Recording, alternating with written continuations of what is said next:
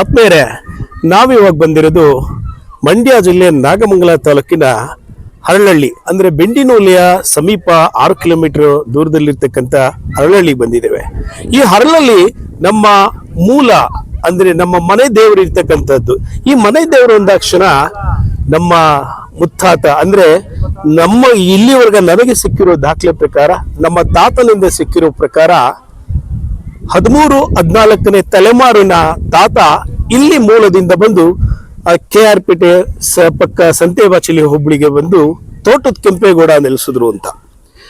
ನಾವಿವಾಗ ನಮ್ಮ ಪರಿವಾರ ಎಷ್ಟಿದೆ, ಇದೇ ಮೊಟ್ಟ ಮೊದಲ ಬಾರಿಗೆ ಇದೊಂದು ವಿನೂತನ ಪ್ರಯೋಗ ಕೂಡ ನಾವು ಮಾಡಿದ್ದೇವೆ. ಎಲ್ಲ ಅಣ್ಣ ತಮ್ಮದಿರು ಈ ಸೇರ್ಕೊಂಡು ಎಲ್ಲ ಸೇರೋಣ ಅಂತ. ಬಹುಶಃ ಈ ತರದ ಸೇರೋದು ಎಷ್ಟೋ ಜನಕ್ಕೆ ನಮ್ಮ ಅಣ್ಣ ತಮ್ಮದಿರು ಇವರ ಗೊತ್ತಿರಲೇ ಇಲ್ಲ. ಕೆಲವರು ಹೋಗಿ ಬೇರೆ ಬೇರೆ ಕಡೆ ವಲಸೆ ಇದ್ರು, ಬ್ಯಾಂಗ್ಳೂರಲ್ಲಿ ಇದ್ರು. ಎಷ್ಟೋ ಸಂದರ್ಭದಲ್ಲಿ ಇವ್ರು ನಮ್ಮ ಸಂಬಂಧಿಕರಿಂದ ಮದುವೆಯಲ್ಲಿ ಹಾಯ್ ಬಾ ಹೇಳ್ಕೊಂಡಿದ್ದ ಸಂದರ್ಭ ಆಗಿತ್ತು. ನಾವಿವಾಗ ಈ ಮನೆ ದೇವ್ರಿಗೆ ಸೇರ್ಬೇಕು ಅಂತೇಳಿ ಅದರಲ್ಲಿ ಬೆಳವಣಿಗೆ ಅಂದಷ್ಟು ಆಕಸ್ಮಿಕವಾಗಿ ಮಿಸ್ ಆಗ್ಬಿಟ್ಟಿದ್ದಾರೆ, ಡ್ಯೂಟಿ ಅಂತಾನೋ ಮತ್ಯಾವ್ದು ಕಾರಣದಿಂದ. ಆದ್ರೆ ಎಲ್ಲರೂ ಸೇರಿದ್ದೇವೆ. ಸುಮಾರು ಪಾವು ಪಡಿ ಚಟಾಕು ಎಲ್ಲ ಸೇರಿದ್ರೆ ನಾವು ಅಂದ್ರೆ ನಮ್ಮ ರಕ್ತ ಅಣ್ಣ ತಮ್ಮಂದಿರು ಅಂತ ಅಂದಾಗ 200 ಜನಕ್ಕೂ ಹೆಚ್ಚು ನಾವಿವಾಗ ಒಟ್ಟಿಗೆ ಸೇರ್ಕೊಂಡಿದ್ದೇವೆ. ಸಣ್ಣದಾಗಿ ಒಂದು ಊಟದ ವ್ಯವಸ್ಥೆಯನ್ನು ಮಾಡಿಕೊಂಡಿದ್ದೇವೆ. ಈ ಮಾಯಮ್ಮನ ಬಗ್ಗೆ ನಾನು ನಿಮ್ಗೆ ಹೇಳಲೇಬೇಕು. ಆದಿಶಕ್ತಿ ಮಾಯಮ್ಮ, ಮತ್ತೊಂದು ಹೆಸರು ಹಳ್ಳಳ್ಳಮ್ಮ ಅಂತ ಕೂಡ ಕರಿತೇವೆ. ಹಳ್ಳಳ್ಳಮ್ಮ, ಹಳ್ಳಳ್ಳಮ್ಮ ಈ ರೀತಿ ನಾವು ಕರಿತೇವೆ. ವರ್ಷಕ್ಕೊಮ್ಮೆ ಇಲ್ಲಿ ಜಾತ್ರೆ ಕೂಡ ನಡೆಯುತ್ತೆ. ಬಹಳಷ್ಟು ಇತಿಹಾಸ ಪ್ರದೇಶ ಕೂಡ ಅಷ್ಟೇ, ಇದು ಪ್ರಾಗೈತಿಹಾಸಿಕ ಪ್ರದೇಶ ಕೂಡ ಅಷ್ಟೇನೆ.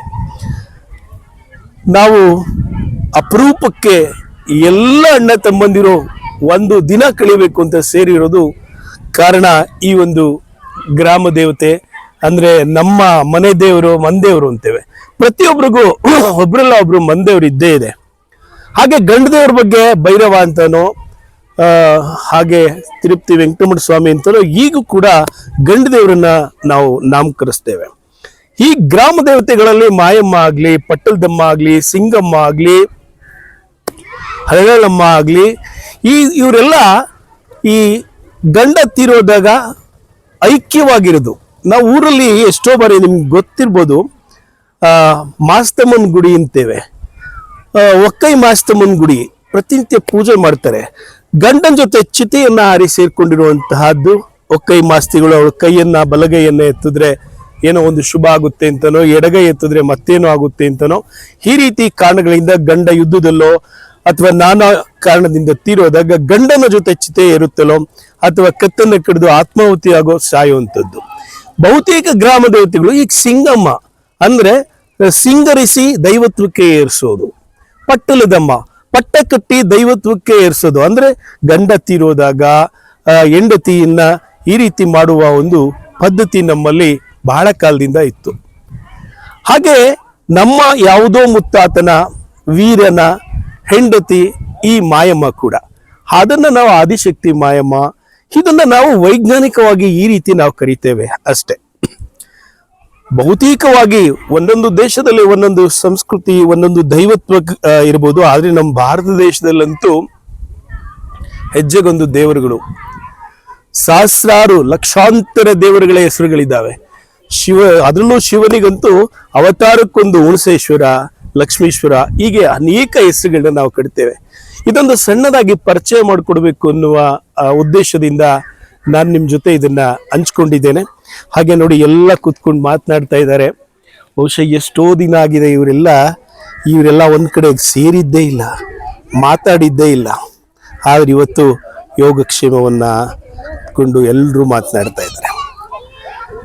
ಕೆಲವರು BE ಓದಿದ್ದಾರೆ, MSc ಓದಿದ್ದಾರೆ, ಡಿಗ್ರಿ ಮಾಡಿದ್ದಾರೆ. 3-4 ಜನ ಸರ್ಕಾರಿ ಉದ್ಯೋಗದಲ್ಲಿದ್ದೇವೆ, ಇನ್ನು ಟಾಟಾ ಕಂಪ್ನಿಲಿದ್ದಾರೆ. ಇನ್ನು ಕೆಲವರು ಬೆಂಗಳೂರಿನಲ್ಲಿ ದೊಡ್ಡ ದೊಡ್ಡ ಕೆಲಸದಲ್ಲಿದ್ದಾರೆ. ಮಕ್ಕಳುಗಳೆಲ್ಲ ಎಲ್ಲ ಕ್ಷೇತ್ರದಲ್ಲೂ ಇರುವಂತಹ ಒಂದು ಅದ್ಭುತವಾದ ಕ್ಷಣ. ಯಾವುದೇ ಬೇಜಾರ ಇಲ್ಲದೆ, ಯಾವುದೇ ತಾರತಮ್ಯ ಇಲ್ಲದೆ ನೋಡಿ ತಮ್ಮ ಅವಿನವ ಭಾವ ಮಾತುಗಳನ್ನು ಆಡ್ತಾ ಸಂಬಂಧಗಳನ್ನು ಹೆಚ್ಚಿಸ್ಕೊಳ್ಳೋ ಕ್ಷಣ ಇದು ಅನ್ಕೋತೇನೆ. ಹೀಗೆ ಈಗ ಅಡುಗೆ ಒಂದು ಕಡೆ ನಡೀತಾ ಇದೆ. ಊಟದ ಕೂರೋದಕ್ಕೆ ಮುಂಚೆ ಎಲ್ಲರೂ ಸೇರ್ತಾ ಇದ್ದೇವೆ. ಕೆಲವರು ಈಗ ತಾನೇ ಸ್ಕೂಟ್ರಲ್ಲಿ ಬರ್ತಾ ಇದ್ದಾರೆ. ಇನ್ನು ಕೆಲವರು ಅಡುಗೆ ಮನೆ ಕಡೆ ಗಮನ ಹರಿಸಿದ್ದಾರೆ. ಚಿಕ್ಕ ಮಕ್ಕಳುಗಳು, ಪುಟಾಣಿ ಮಕ್ಕಳುಗಳು, ತಾಯಂದ್ರುಗಳು, ಸೊಸೆಯರು, ಅಜ್ಜಿಯರು ಎಲ್ಲರೂ ಅಂದರೆ ಗಂಡು ಮಕ್ಕಳುಗಳು, ಹೆಣ್ಣು ಮಕ್ಕಳುಗಳು ಎಲ್ಲ ಸೇರಿ ಒಂದು ಶುಭ ಆಗಿ ಕೂತ್ಕೊಂಡು ಲೋಕ ಅಭಿಚಾರವನ್ನು ಮಾತನಾಡೋದೇ ಒಂದು ಖುಷಿ ಅಲ್ವೇನೋ.